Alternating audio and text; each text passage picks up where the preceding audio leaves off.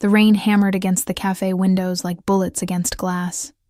Each drop a sharp reminder of how thoroughly soaked we were. My daughter's small hand clutched mine, her fingers cold and trembling despite the warmth I tried to transfer through my palm.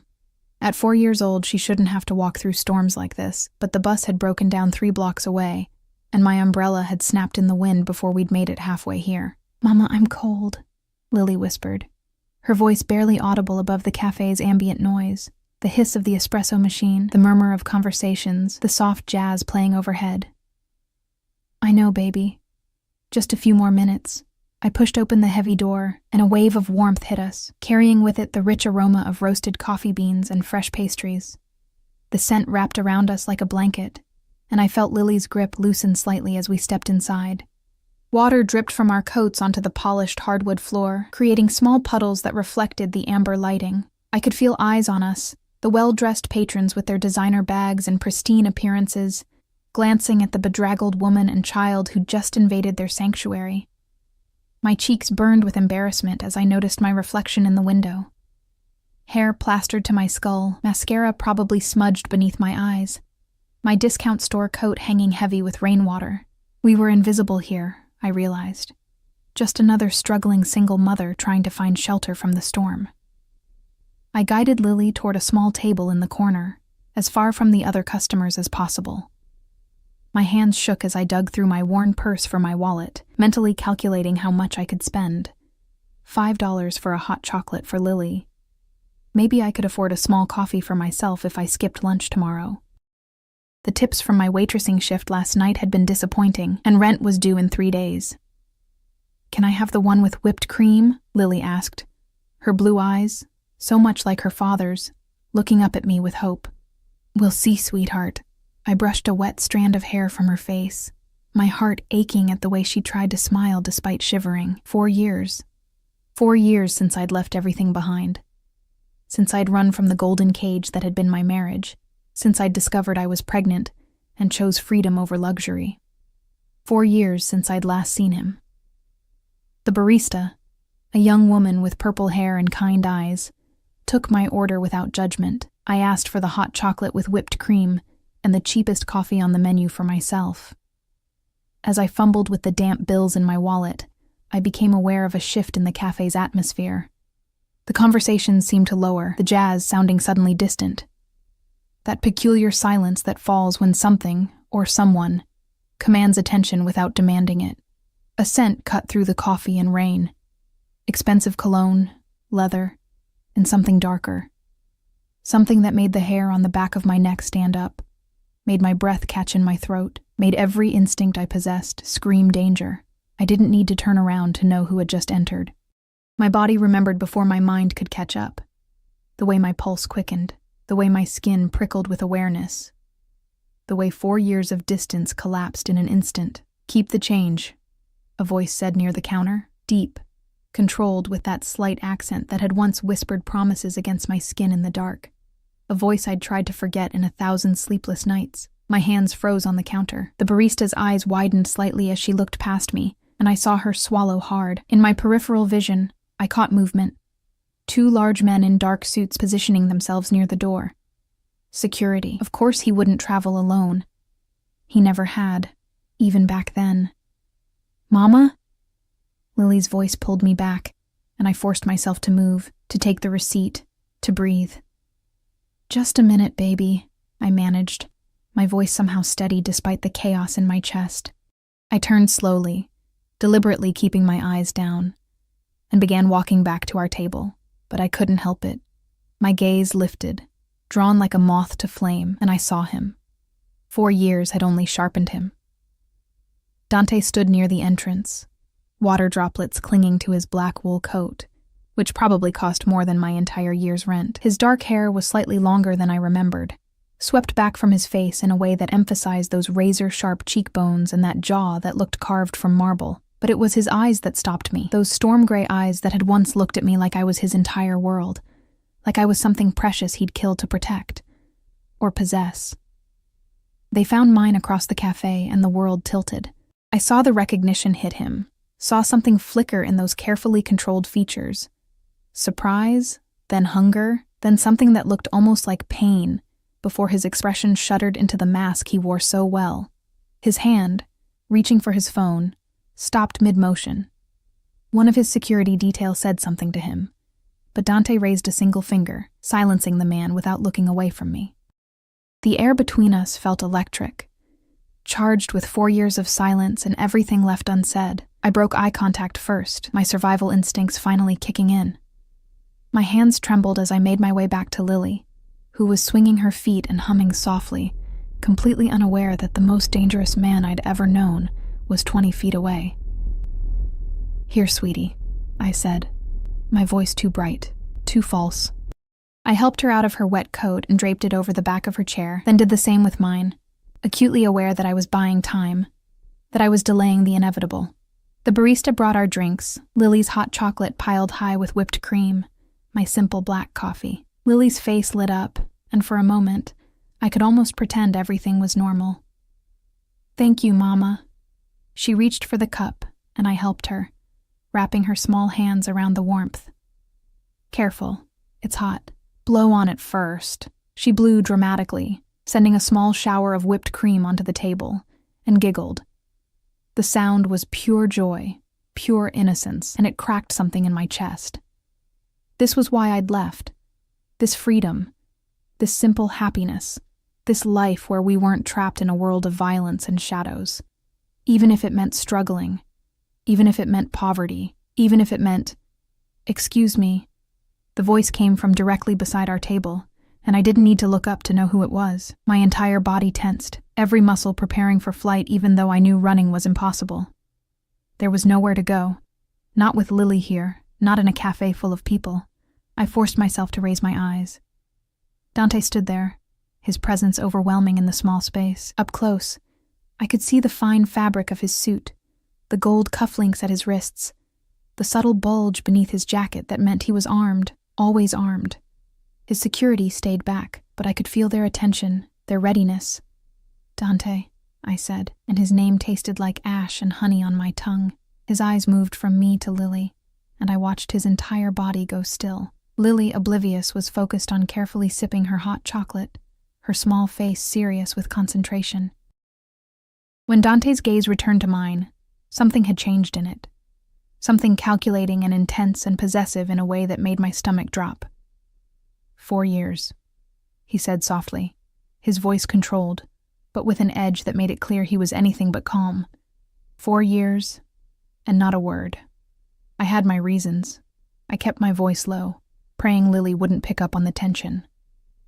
"I'm sure you did." His jaw tightened, and I saw his hands clench at his sides before he forced them to relax. "We need to talk. There's nothing to talk about. That part of my life is over. Is it?" His eyes flickered to Lily again, and I saw him doing the math, saw the exact moment the realization hit him. His face went blank, then thunderous, then carefully neutral again in the span of seconds. When he spoke, his voice was barely above a whisper, but it carried the weight of 1,000 unspoken questions. "How old is she?" My heart stopped. "That's none of your business," I managed, but my voice shook, betraying me. "How old is she?" Each word was precise, controlled, deadly. Before I could answer, Lily looked up, her blue eyes, his eyes, curious. "Mama, who is this man?" Dante's breath caught, audible even in the busy cafe. He stared at her like she was a ghost, like she was everything he'd ever wanted and everything he'd never known he'd lost. He started, then stopped, seeming at a loss for words for the first time since I'd known him. "He's an old friend," I said quickly, standing up, positioning myself between them. "We were just saying hello. He was just leaving." "Was I?" Dante's eyes met mine, and in them I saw a storm brewing. Anger, betrayal, hunger, and something that looked dangerously like joy. "I don't think so. In fact, I think we have a great deal to discuss, privately. I'm not going anywhere with you." "Then we'll talk here." He pulled out the chair across from Lily and sat down before I could protest, his movements fluid and graceful despite his size. One of his security men stepped forward, but Dante waved him back. 20 minutes. That's all I'm asking. You don't get to ask me for anything anymore." "Don't I?" He leaned forward, his voice dropping lower, intimate in a way that made my skin flush despite everything. You left in the middle of the night. You disappeared. I looked for you everywhere, spent a fortune, turned the city upside down. And now I know why. His gaze moved to Lily again, and something in his expression shifted. The hardness softened, replaced by wonder and fury and a possessiveness that made me realize just how much danger we were in. "She's mine," he said, and it wasn't a question. "No. Look at her. Those eyes, that chin.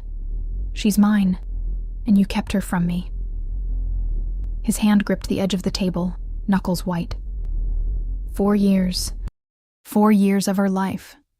You don't understand, then make me understand, right now. The threat in his voice was subtle but unmistakable. This was Dante Moretti, the man who controlled half the city's underground, who had people disappear with a single phone call, who had built an empire on fear and loyalty. And I'd kept his daughter from him. Lily, sensing the tension even if she didn't understand it, reached for my hand. "Mama?"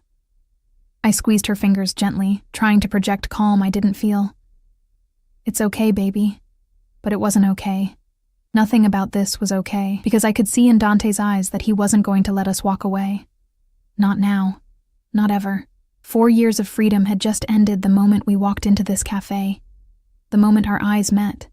The moment he saw what I'd been hiding. And the most terrifying part, a small, traitorous part of me felt relief. Relief that the running was over, that the constant looking over my shoulder could finally end, that the weight of secrets could finally be lifted. Even if it meant walking back into his world. Even if it meant surrendering the freedom I'd fought so hard to gain. Dante pulled out his phone, pressed a button, and spoke quietly. "Marco, bring the car around to the cafe on 5th, and clear my afternoon." "Wait," I started, but he cut me off with a look. "We're not having this conversation here. Not in front of—" He paused, his throat working. "Not in front of our daughter. You're going to get your coats, and we're going somewhere private, somewhere warm. Somewhere she can eat properly while you explain to me why you've been living like this." His eyes raked over my discount store clothes, my worn purse, the desperation I couldn't quite hide. "Why you've been struggling when you could have had everything. I didn't want your everything, that's why I left. And took my child." The words were soft but laced with fury. "We'll discuss your reasons, all of them. But first, Lily needs dry clothes and food. And you—" He stood, towering over me. And despite everything, despite the fear and the anger, my body responded to his proximity the way it always had. "You need to stop running. The game is over, Elena. 4 years is long enough." He turned and walked toward the door, his security falling into step around him. Then he paused and looked back, his eyes finding mine across the cafe. 5 minutes. If you're not outside in 5 minutes, I'll come back in, and we'll do this the hard way. Your choice." Then he was gone, leaving behind only the scent of expensive cologne and the ruins of the careful life I'd built.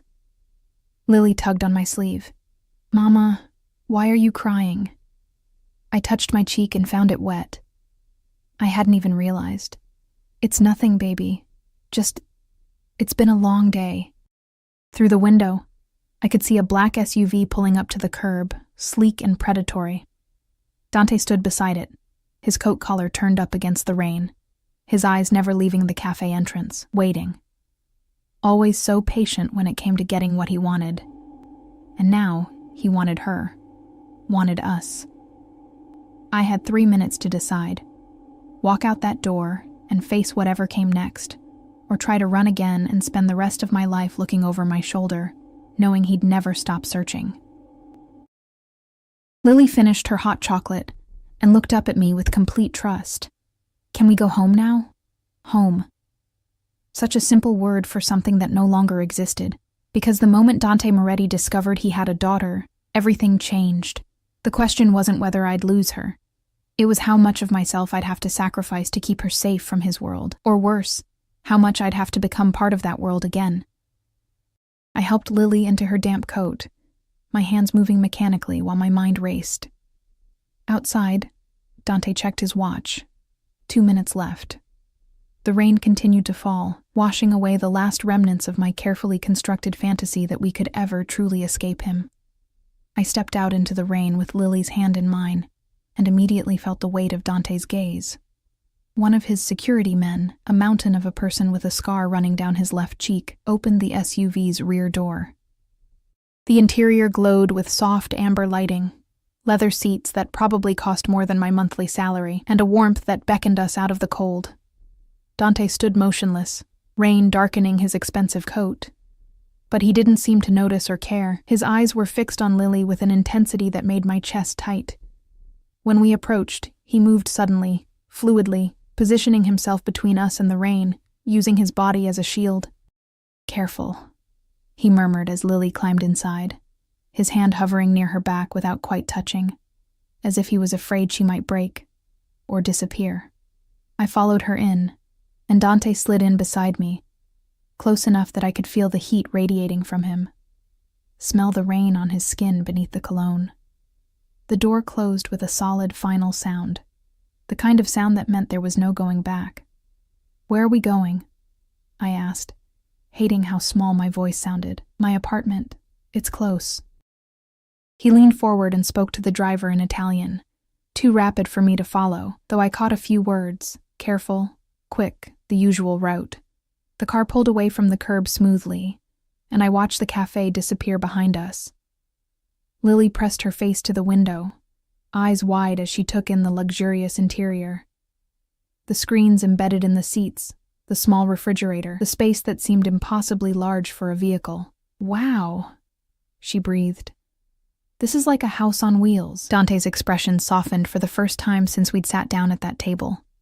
"Would you like something to drink? There's juice, water, milk." "Really?" Lily looked at me for permission, and I nodded numbly. What else could I do? He retrieved a bottle of apple juice from the refrigerator, opened it carefully, and handed it to her. His movements were precise, controlled, but I could see the tremor in his fingers, the barely contained emotion beneath the surface. "Thank you," Lily said automatically, the manners I'd drilled into her kicking in. "You're welcome." His voice cracked slightly on the words, and he cleared his throat, looking away. When his eyes met mine, they were burning with questions, accusations, and something that looked dangerously like longing. The drive took less than 10 minutes, but it felt like hours.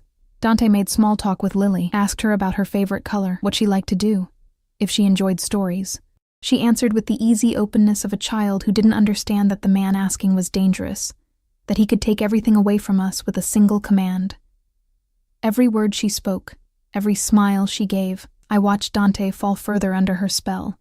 His jaw would tighten when she laughed, his hands would clench when she mentioned something I'd taught her, and his eyes never left her face, drinking in every detail as if memorizing her. We pulled into an underground garage. Not the parking structure I'd expected, but a private entrance with a gate that required security codes and facial recognition.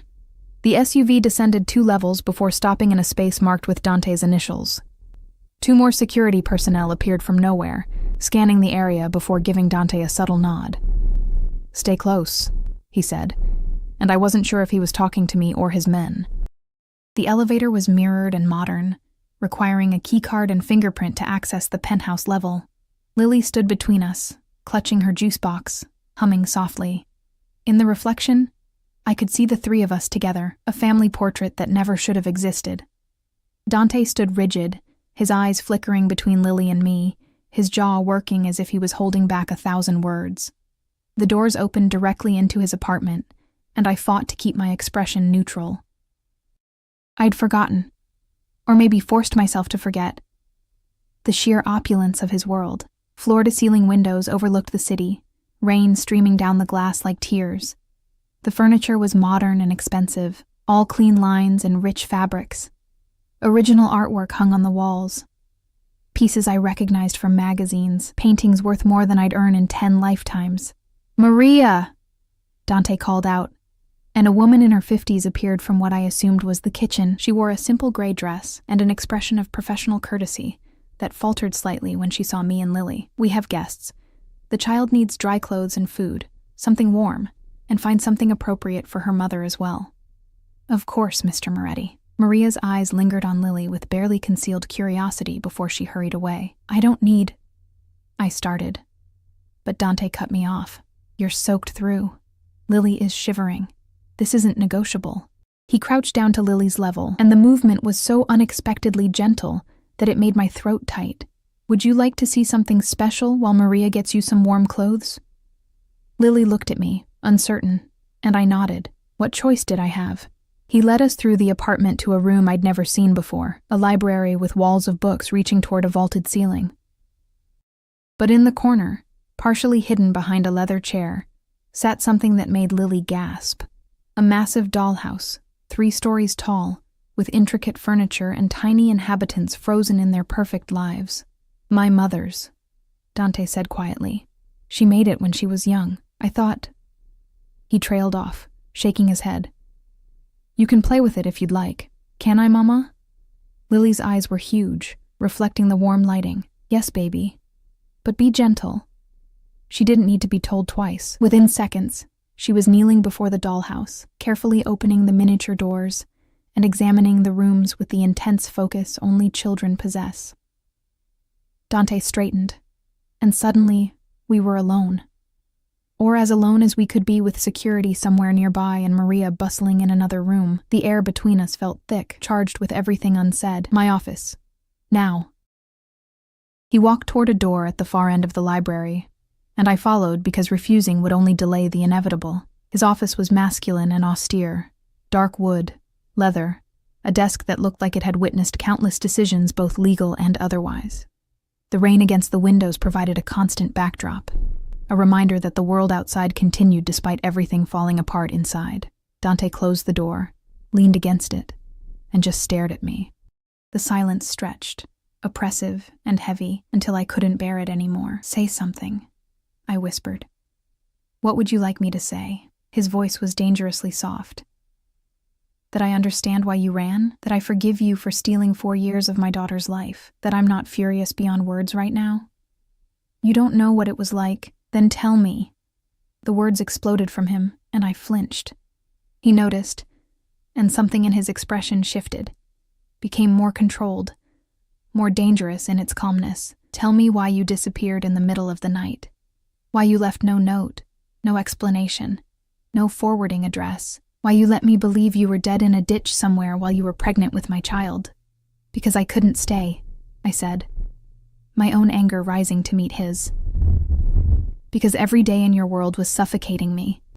Because I didn't want my child growing up surrounded by violence and fear and what? Protection? Wealth? Everything she could ever need? He pushed off the door, closing the distance between us in 2 strides. Look at you, Elena. Your clothes are threadbare. You're too thin. You were counting change to buy your daughter a hot chocolate for God's sake. Is this the better life you chose? It's an honest life. It's safe. Safe? He laughed, but there was no humor in it. You think you've been safe? You think I haven't had people looking for you this entire time? The only reason you stayed hidden is because you were smart enough to go so far off the grid that even my best people couldn't find you. But safe. You've been one piece of bad luck away from disaster, and you know it. I hated that he was right. Hated that every month was a struggle. That every unexpected expense sent me into panic. That I'd had to choose between fixing my car and buying Lily new shoes last month. At least she's been free, I said weakly. Free from what? Her father? Her heritage? Her birthright. He moved closer, and I backed up until my legs hit the edge of his desk. She's 4 years old, Elena, 4. And I've missed all of it. Her first words, her first steps, her first birthday. Every single milestone, every moment, you stole that from me. You would have consumed her, I shot back, like you consumed me. You would have wrapped her in bulletproof glass and armed guards and turned her into a prisoner in a golden cage, just like you did to me. Is that what you think? His voice dropped to barely a whisper, and somehow that was more terrifying than his anger. That I imprisoned you, didn't you? Every time I wanted to go somewhere, there were guards. Every friend I made was investigated. Every choice I made had to be approved by you or your people. I couldn't breathe, Dante. I was drowning. I was protecting you. His hands gripped the desk on either side of me, caging me in. Do you have any idea how many enemies I have? How many people would have loved to use you against me? I gave you everything except freedom. Freedom. He said the word like it tasted bitter. And what has your freedom gotten you? Poverty? Exhaustion? Our daughter wearing secondhand clothes and drinking cheap juice boxes instead of what? Being raised by nannies while you conduct your business? Learning to recognize the sound of gunfire before she can read? Understanding that daddy might not come home some nights because someone put a bullet in him? My voice cracked. I left to give her a normal life. There is nothing normal about her. His face was inches from mine now, his breath warm against my skin.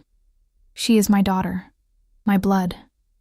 She deserves to know who she is, where she comes from, what she's entitled to. She's entitled to a childhood, to innocence, to not being afraid. And you think I can't give her that? Something flashed in his eyes, hurt, genuine and raw. You think I would let anything happen to her? That I wouldn't burn the entire city down to keep her safe? That's exactly what I'm afraid of, I whispered. Your love is suffocating, Dante. It's possessive and controlling and unconditional. He lifted one hand, his fingers tracing my jaw with heartbreaking gentleness. You left me, and I still looked for you every day. Still kept your side of the bed empty. Still hoped that maybe, somehow you'd come back. Do you have any idea what it did to me when you vanished? When I came home and found you gone? I closed my eyes against the intensity in his gaze, against the memory of that night. I'd waited until he left for a meeting, packed a single bag, and run. I'd left my phone, my credit cards, everything that could be traced. I'd disappeared into the night like a ghost, and part of me had died doing it. I had to, I said. For both of us. No. His thumb brushed across my lower lip, and my breath caught despite everything. You were afraid. I understand that now. But running solved nothing. It just prolonged the inevitable. What inevitable? This. His voice dropped lower, became intimate in a way that made heat pool in my stomach despite my anger. Us. In the same room again. Our daughter in the next room. The three of us, together, as we should have been all along. Dante. She has my eyes. Did you know that? The exact shade. The exact shape. When she looked at me in that cafe, it was like looking at my mother's childhood photographs. His forehead touched mine, and I could feel him trembling with restrained emotion. You gave me a daughter, Elena, a perfect, beautiful daughter, and I didn't even know she existed. I'm sorry, I whispered, and I meant it. Whatever my reasons, whatever my fears, I couldn't deny that I'd taken something precious from him. I'm sorry you missed so much. Sorry doesn't give me back 4 years. He pulled away abruptly, leaving me cold. But we can't change the past. We can only move forward, and moving forward means decisions need to be made. The way he said it made my blood run cold. What kind of decisions? Practical ones. He walked to the window, hands clasped behind his back, every inch the dawn contemplating strategy. Lily is mine. That's not debatable, which means she needs proper protection, proper resources, proper everything. And you, he turned, his expression unreadable. You're her mother. That complicates things. Complicates things how? I could take her. The words were matter of fact, devastating in their simplicity. I have the resources, the lawyers, the power. You're barely scraping by. Any judge would see that I can provide a better life. You wouldn't. But even as I said it, I knew he could. Knew he would, if pushed. I don't want to. He crossed back to me, his expression softening slightly. Despite everything, despite the anger and the betrayal, I don't want to take her from you. You're her mother. She loves you. Taking her would hurt her, and I won't do that. Relief flooded through me, so intense I felt dizzy. Thank you. But there are conditions. Of course there were. With Dante, there were always conditions. What conditions? You move in here. Both of you.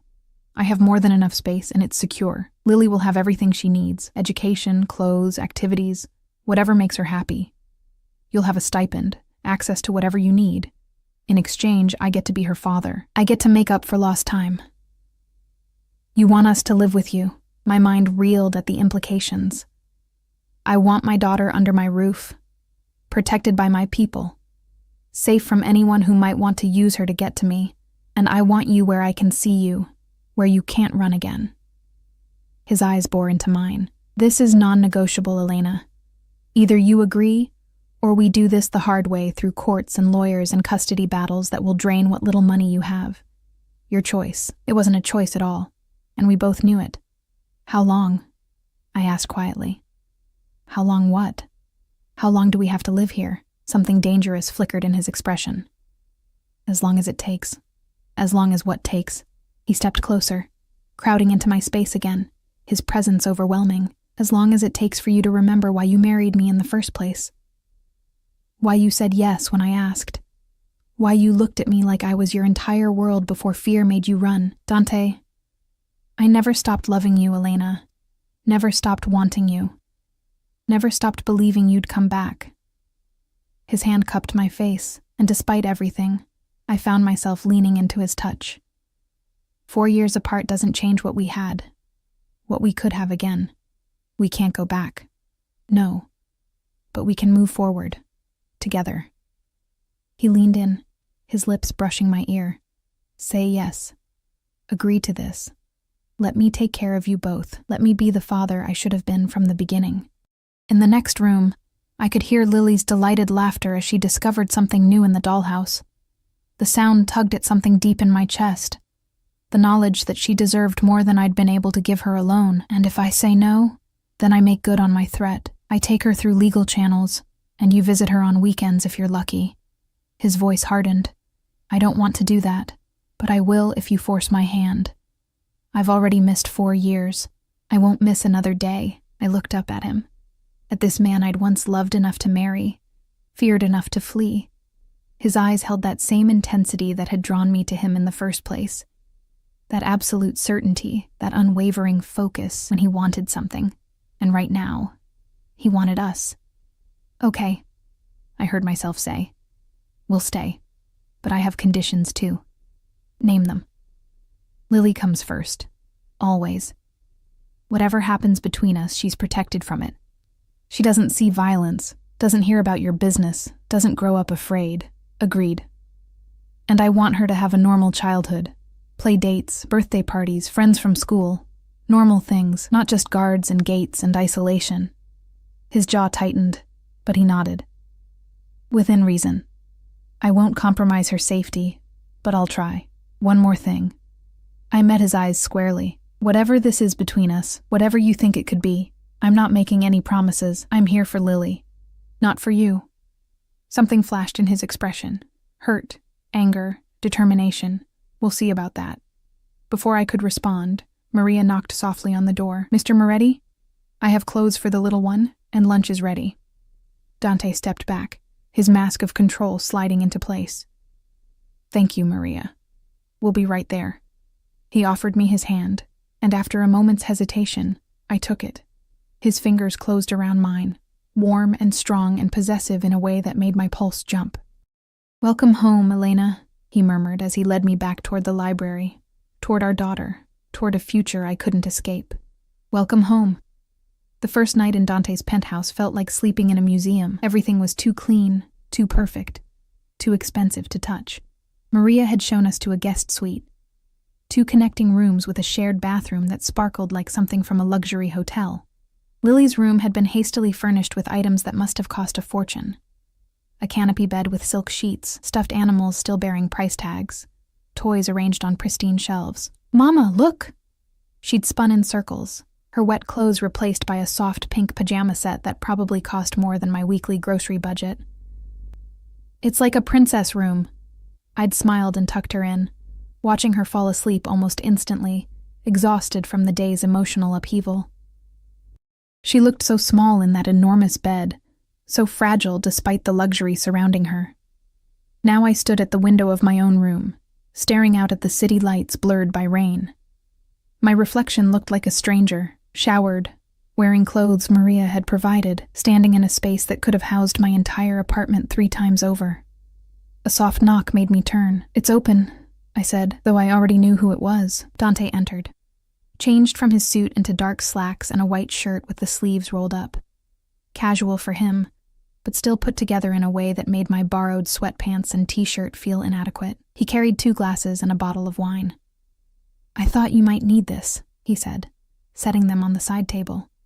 "I don't drink anymore." A lie, but I needed my walls up. "Since when?" He poured anyway, the burgundy liquid catching the light. "Since I had a daughter to take care of alone." The barb hit its mark. His jaw tightened, but he simply pushed 1 glass toward me. "She's asleep. 1 glass won't hurt." I took it because refusing felt childish, but I didn't drink. Instead, I watched him move to the window beside me, both of us reflected in the glass like ghosts. "I had my people pack up your apartment," he said quietly. "You what?" I spun to face him. "Your lease ends in 2 weeks anyway." "I paid it out, and everything you owned is being moved to storage tomorrow. You'll have access whenever you want, but there's no point paying rent on an empty apartment." "You had no right." "I had every right." His voice cut through my protest. "You agreed to stay here. That means your old life ends tonight. Clean break. You can't just erase 4 years like they never happened. Watch me."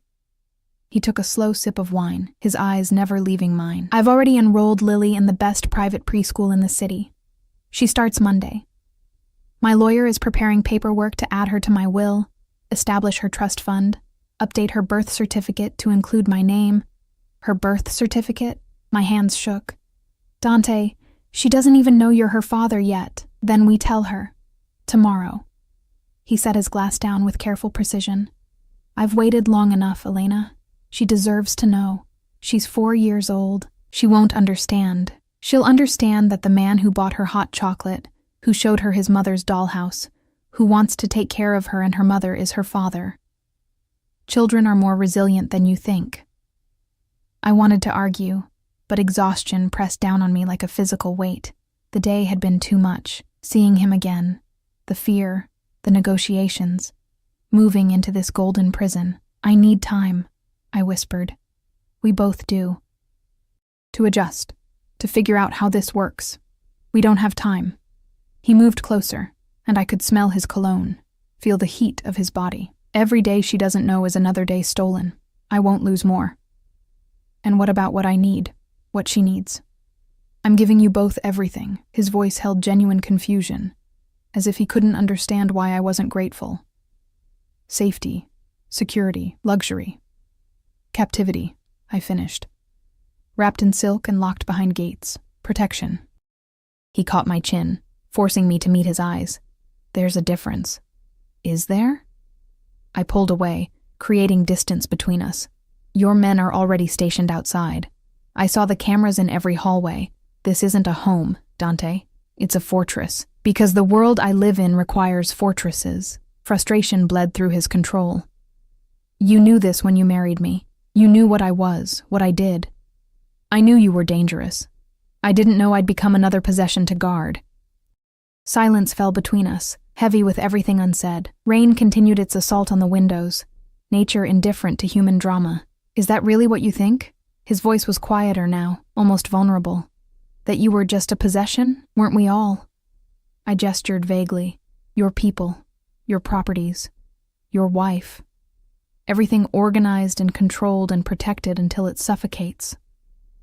He flinched, actual pain crossing his features before the mask returned. "I loved you. You owned me."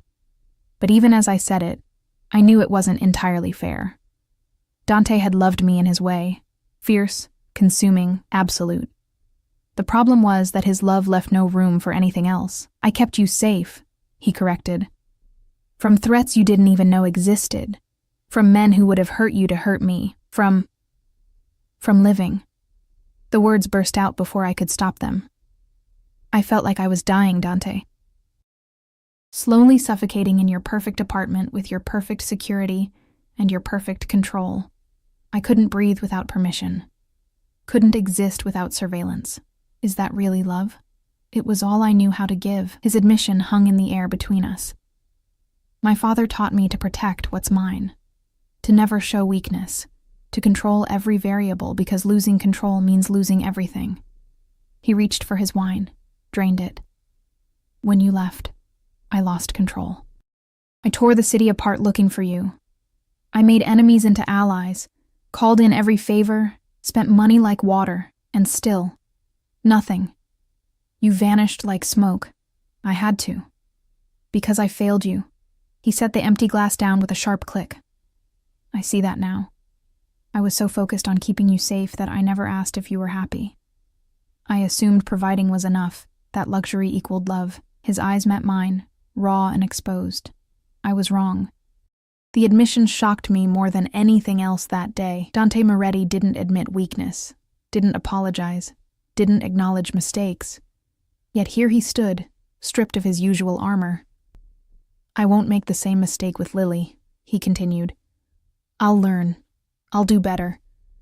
But I need you to meet me halfway, Elena. I need you to believe that I can change. Can you? I searched his face for the answer. Can you really give her freedom while keeping her safe?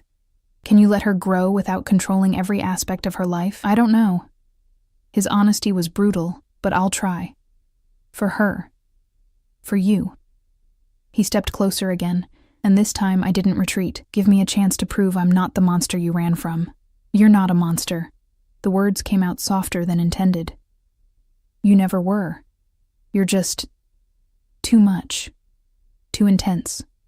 Too possessive. Too in love with you to let you go. His hand found my waist. Tentative.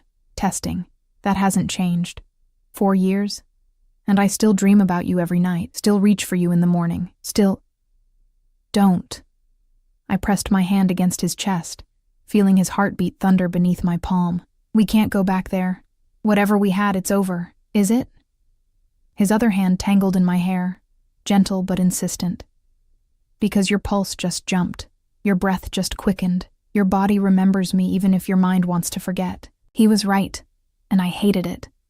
Hated that after everything, after 4 years of freedom and fear and learning to be whole without him, my traitorous body still responded to his touch like coming home.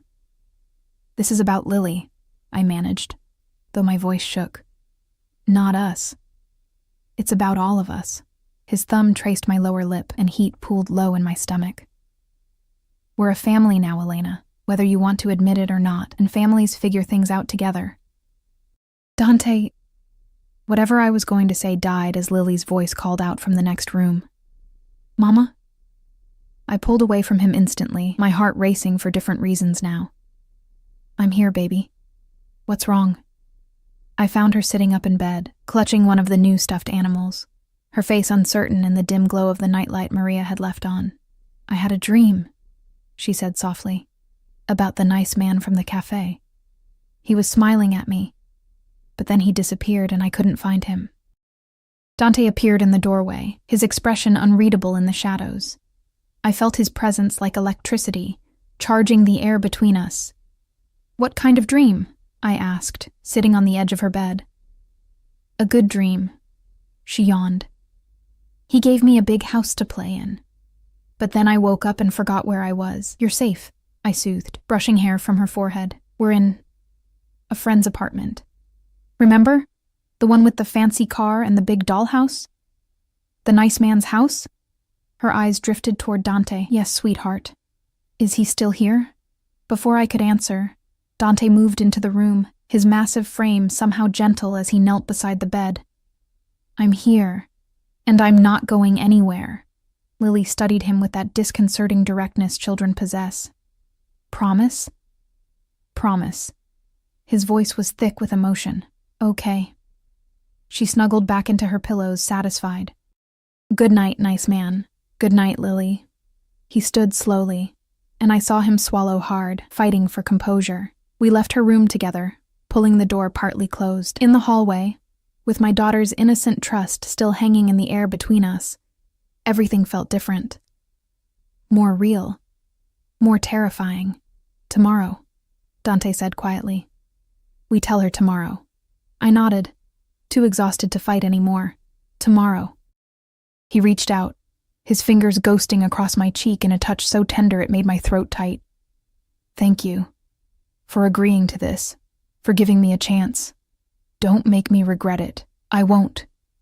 His hand dropped, but his eyes held mine with that familiar intensity. "Sleep well, Elena. You're safe here. Both of you." Then he was gone, disappearing into the shadows of his fortress home, leaving me alone with the sound of rain and the weight of decisions I couldn't take back.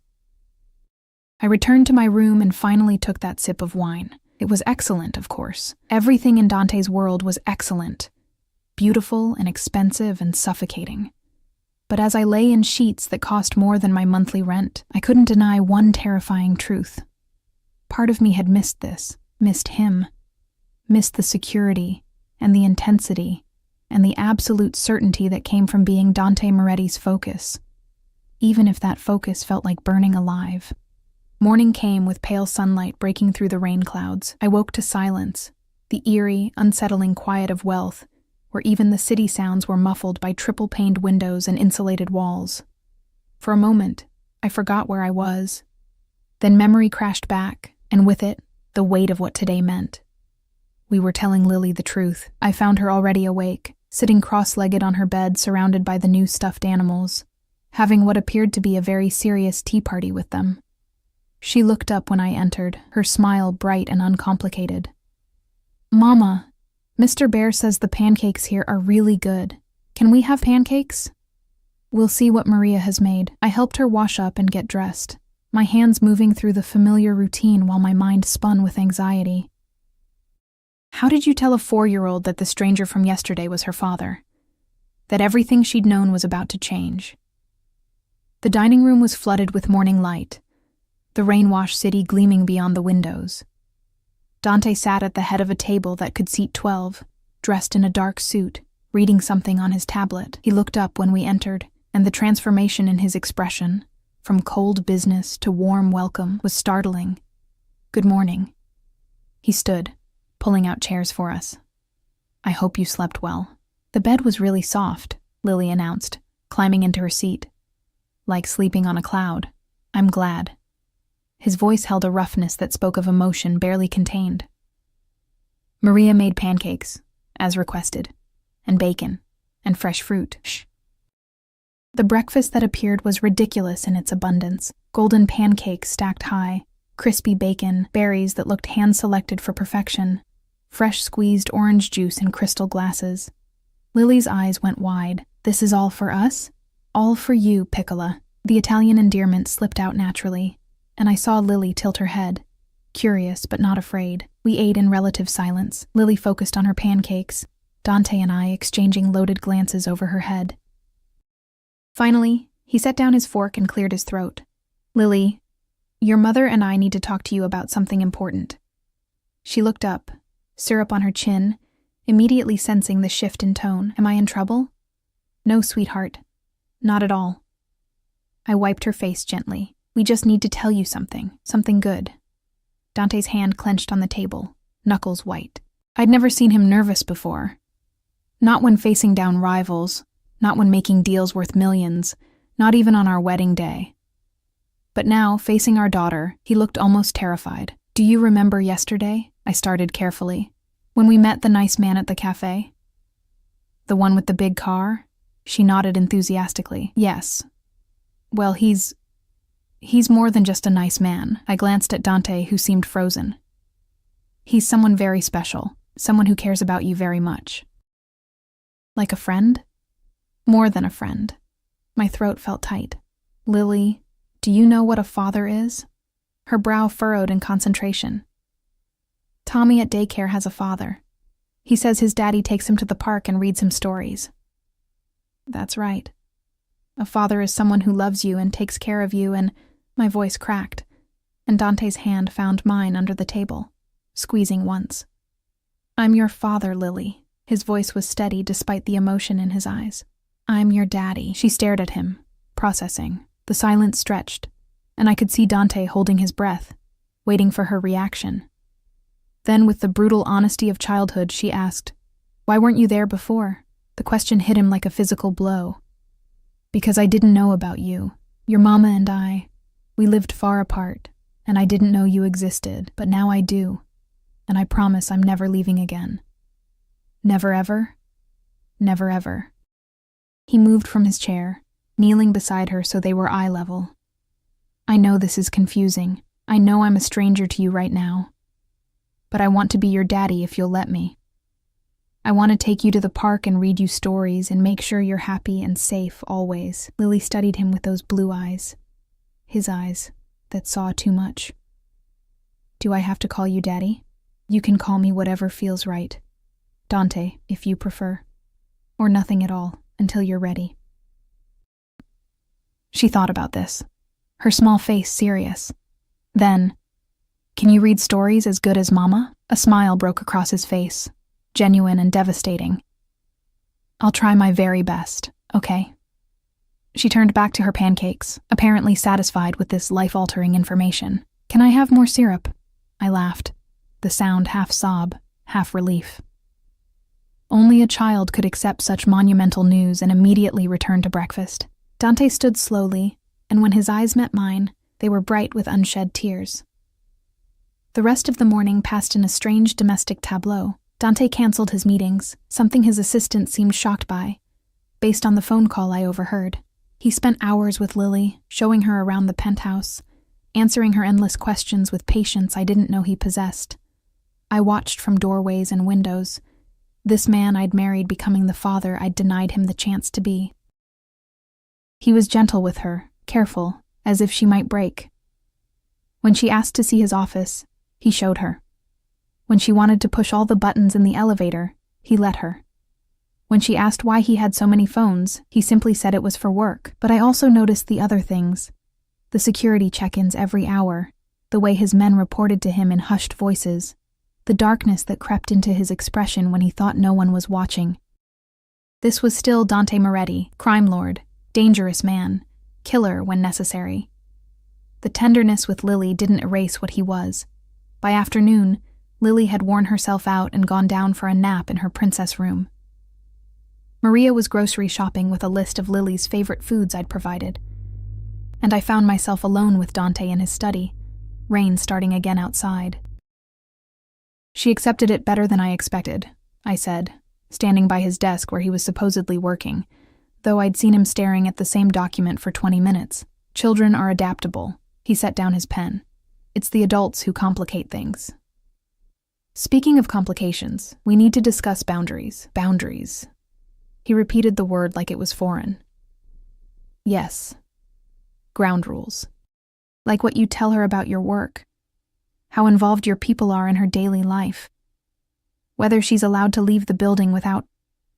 She doesn't leave without security. That's non-negotiable. Dante... Elena.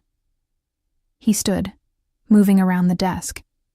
I've already received 3 credible threats since word got out I have a daughter. 3, in less than 24 hours. Do you understand what that means? Cold dread settled in my stomach. Word got out? Already? My enemies aren't stupid. They watch. They listen. They piece things together. A woman and child entering my building, staying overnight. Me canceling all my meetings. He ran a hand through his hair, frustration evident. I've made arrangements.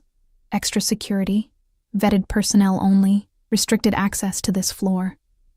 But she cannot be unprotected. Not ever. This is exactly what I was afraid of. My voice rose despite my attempt at calm. She's 4 years old, and already she's a target because of who you are. She's a target because of who we are. You're her mother. That makes you vulnerable too. He caught my shoulders, his grip firm. This is the reality, Elena. I can't change it. I can only prepare for it, protect against it, eliminate threats before they materialize. Eliminate. The word made me sick. You mean kill. If necessary. No hesitation. No apology. I will do whatever it takes to keep her safe. To keep both of you safe. If that makes me a monster in your eyes, so be it. I pulled away, wrapping my arms around myself. I don't want her growing up thinking violence is the answer to everything. She won't. I'll make sure of that. His voice softened. But I also won't lie to her about the world. When she's older, when she asks questions, she deserves honest answers. She deserves to know who her father is, all of it, the good and the bad. She's 4. I know. Which is why for now, I'm just daddy who works a lot and has people who help keep us safe. He moved to the window, his reflection ghost-like in the glass. But eventually, she'll need to know. And when that day comes, I want her to hear it from me, not from someone else trying to hurt her with the truth. The care in his voice, the genuine concern for her well-being despite everything else he was. It made my chest ache. This was the man I'd fallen in love with. The one who existed beneath the violence and control. The one who loved fiercely and completely, even if he didn't always know how to show it properly. I'm scared, I admitted quietly, scared of what this life will do to her. To us. He turned, closing the distance between us in 2 strides. His hands framed my face, thumbs stroking my cheekbones with unbearable gentleness. I know. But you're not alone anymore. Whatever comes, we face it together. As a family. We're not. We are. Firm. Absolute. That's you, family. Me and Lily, whether you want to admit it or not. And I protect what's mine. There you go again. Claiming ownership. Is that what this is? His eyes searched mine. Because it feels like love to me. Feels like I'd burn the world down before letting anything hurt either of you. Feels like every breath I take is easier knowing you're finally home where you belong. Dante. He kissed me. Slow, deep, devastating. It was nothing like the passion we'd once shared. This was something more profound, more desperate. It tasted like apology and promise, and 4 years of longing compressed into a single moment. I should have pushed him away, should have maintained boundaries, kept walls up, remembered all the reasons I'd left. Instead, I kissed him back. My hands fisted in his shirt, pulling him closer, and he groaned against my mouth, his control fracturing. 4 years of separation, of running, of pretending I didn't miss this. It all shattered like glass. When we finally broke apart, both breathing hard, he rested his forehead against mine. "Tell me you didn't feel that," he whispered. "Tell me there's nothing left between us." I couldn't, because it would be a lie. 3 months had passed since that rainy afternoon in the cafe, and life had settled into a rhythm I never expected. Lily thrived. Her preschool reports glowed with praise, her laughter filled the penthouse, and her bond with Dante grew stronger each day. She called him Daddy now, unselfconsciously, as if he'd always been there, and maybe, in some ways, he had been. In her eyes, in her smile, in the stubbornness she displayed when she wanted something. All Dante. I stood in the doorway of the library, watching them together. Dante sat cross-legged on the floor, something I never thought I'd see, while Lily explained the elaborate backstory she'd created for each doll in the dollhouse. He listened with complete attention, asking questions, making suggestions, his dangerous hands gentle as he helped rearrange tiny furniture. "And this one is the queen," Lily declared, holding up a doll in a purple dress. "She's very brave and protects everyone." "Like your mama," Dante said softly, glancing up to find me watching. The look in his eyes made my breath catch. Pride, love, gratitude, and something hungrier that he'd been careful to keep leashed these past months. He'd been patient, painfully so. No pressure, no demands, just steady presence and the slow dismantling of every wall I'd built. Mornings where he made Lily pancakes. Evenings where we'd read stories together, the 3 of us crowded on her bed. Quiet moments where his hand would find mine and squeeze, nothing more. Just connection. "Mama, come play with us." Lily waved me over, and I joined them on the floor, fitting into the space between father and daughter, as if I'd always belonged there. The afternoon dissolved into pretend play and laughter.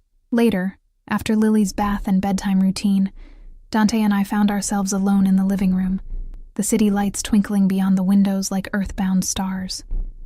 "She asked me today if we were getting married again," Dante said, swirling whiskey in his glass. My heart stuttered. "What did you tell her?" "That grown-ups need time to figure things out." He set down the glass, turning to face me fully. "But she's not wrong to ask. We live together, raise her together, share meals and bedtimes and all the small intimacies of family life." In every way that matters, we're already together. Except we're not. But the protest sounded weak even to my ears. Aren't we? He moved closer, and I didn't retreat. You haven't slept in the guest room for a month. Every night you end up in my bed, in my arms. Every morning, I wake up with you beside me. Tell me that means nothing. It had started innocently, nightmares about losing Lily, about the past catching up with us. I'd sought comfort, and he'd provided it without expectation. But somewhere along the way, comfort had become habit, habit had become need, and need had become something I was afraid to name. I'm scared, I whispered. Scared of falling back into patterns, of losing myself again, of loving me. He cupped my face, his touch achingly familiar. You can say it, Elena. You're scared of admitting you still love me. Because loving you is terrifying. The confession tumbled out. You consume everything. You're like fire, beautiful and warm and absolutely devastating. I burned myself once getting too close. I can't do that again. Then let me be different. His thumb traced my lower lip.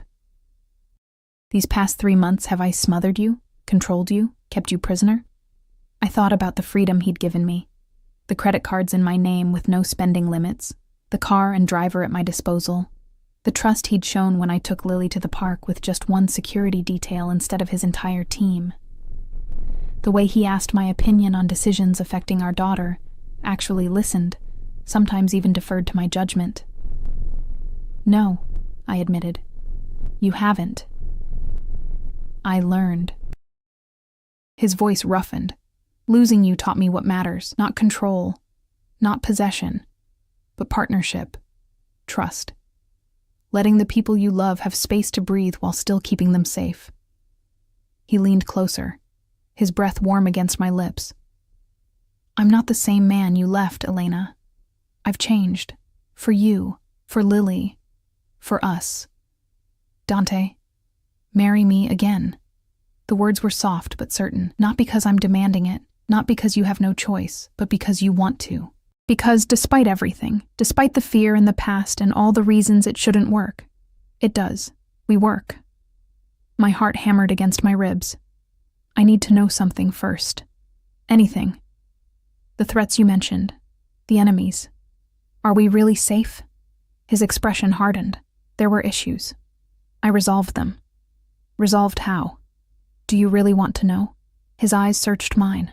Do you want the details of what I did to protect our family? I thought about it. About the darkness in his world, the violence I'd always known existed but never witnessed. Part of me wanted to know everything. To see all of him without filters. But another part, the mother part, understood that some knowledge was burden rather than power. No, I said finally. I just need to know we're safe, that Lily's safe. You are. I swear it. He pressed his forehead to mine. I burned bridges, called in debts, made alliances I never thought I'd make. Anyone who even thought about threatening you or Lily learned very quickly that it was the last mistake they'd ever make. We're safe, amore mio, I promise you. The Italian endearment, unused for so long, wrapped around my heart. You can't promise complete safety. Not in your world. No, but I can promise I'll die before I let anything happen to either of you. That I'll use every resource, every connection, every ounce of power I possess to keep you both protected. His hands slid into my hair, and I can promise I'll love you, both of you, with everything I am. For as long as I breathe. Tears pricked my eyes. You make it sound so simple. It is simple. I love you. You love me. We have a daughter who deserves parents who are together, who love each other, who can show her what family means. He kissed my forehead, soft and reverent. The rest is just details, important details, like the fact that your job is illegal, that you'll always have enemies, that our life will never be completely normal. No, but it will be ours. He pulled back enough to look at me properly. I can't give you normal, Elena. I can't promise white picket fences and neighborhood barbecues, but I can give you passion and protection, and a love so absolute it terrifies me. I can give you honesty, no more secrets, No more controlling everything behind your back. I can give you partnership in raising our daughter. And I can give you this." He pulled a small box from his pocket, and my breath stopped. Inside was a ring, not the massive diamond he'd given me the first time, but something simpler, a platinum band with 3 small stones: sapphire, diamond, ruby. "Blue for Lily's eyes," he explained softly. "White for new beginnings, red for the passion that brought us together and will keep us strong." He took my hand, his thumb stroking over my knuckles. "I had this made months ago, been carrying it every day, waiting for the right moment, waiting for you to be ready. Dante, you don't have to answer now. Take time. Think about it. But know this. Whether you say yes today or a year from now, I'm not going anywhere. This is where I belong. With you. With our daughter. Home." I looked at the ring, glinting in the low light. Looked at this man who'd been monster and lover, captor and protector, my greatest fear and my deepest love. Thought about 3 months of watching him become the father Lily deserved, the partner I'd needed, the man who'd learned from mistakes rather than repeating them. Thought about the kiss we'd shared in his study, the nights in his arms, the mornings waking up to his sleepy smile and gentle touches, the way my heart had started beating differently, had started feeling like home again. "Yes," I whispered. His eyes widened. Yes, I'll marry you. Again. For real this time. Not because I'm young and dazzled, but because I choose you. Choose us. Choose this family we've built." I touched his face, feeling the tension in his jaw. "But I have conditions. Name them." His voice was hoarse. Complete honesty. No decisions about our life made without consulting me. No shutting me out when things get dangerous. I want to know what we're facing. Agreed. And we do this right. Therapy, maybe. Learning to communicate better. Building something healthy, not just passionate. Whatever you need. He slid the ring onto my finger and it fit perfectly. Of course it did. Anything, everything. Just don't leave me again. Please. I won't. And I meant it. I'm staying. We're staying. He kissed me then, deep and claiming and somehow tender. And I tasted salt. His tears or mine, I couldn't tell. 4 years of running, of fear, of pretending I could survive without him. All dissolved in that kiss. When we finally broke apart, he was smiling. Really smiling. The rare, unguarded expression that transformed his face from dangerous to devastating. "I'm going to be the best husband," he promised. "The best father. I'm going to spend every day proving you made the right choice. You better." I smiled through my own tears, because if you revert to your controlling ways, I'm taking Lily and we're moving to the guest suite. Noted. He laughed, the sound rich and genuine. "Though I should warn you, I'm having that suite converted into a playroom for Lily, so you'd have nowhere to go." "Dante." "What?" "Our daughter needs space for her toys. They're taking over the library." He grinned, unrepentant. "Besides, you're not going anywhere. You're stuck with me now." Apparently so.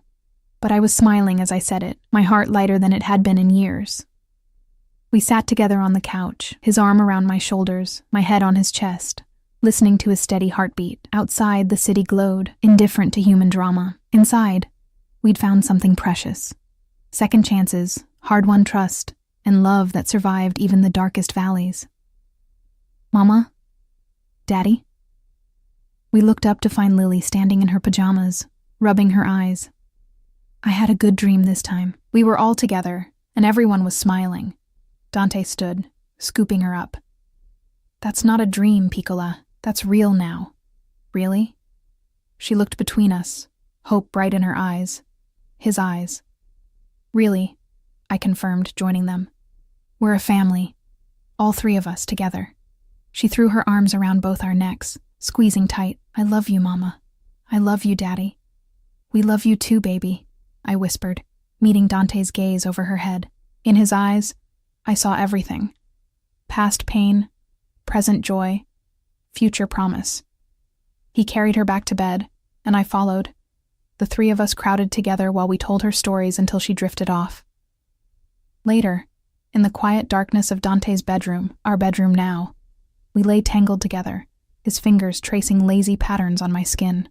"Thank you," he murmured against my hair, "for coming back, for giving me another chance, for Lily. Thank you for learning, for changing, for being patient with me." He kissed my temple. "Whatever comes, we face it together. Promise me." I promise.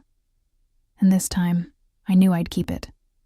Outside, rain began to fall again, but inside we were warm, safe, whole. A family forged through pain and separation, but stronger for it. The storm had passed, leaving behind something precious. Love that had survived the test, trust rebuilt brick by careful brick, and a future stretching ahead filled with possibility. I'd spent 4 years running from this man, from this life.